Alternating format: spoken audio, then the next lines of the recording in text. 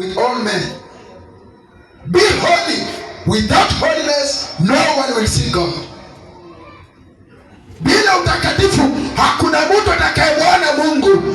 Kwa hivyo wakati wa kutafuta utakatifu ni sasa. Na unatafuta utakatifu namna gani?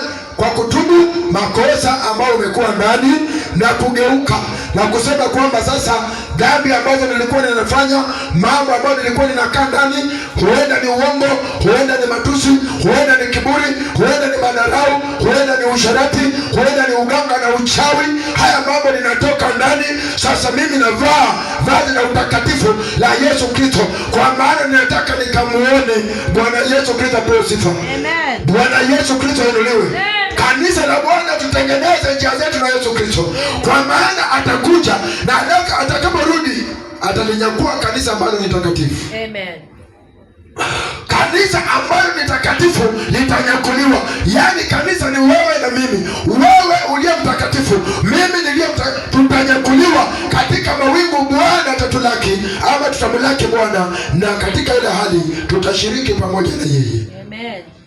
Mtakatifu wa utakatifu. Praise the Lord. Amen.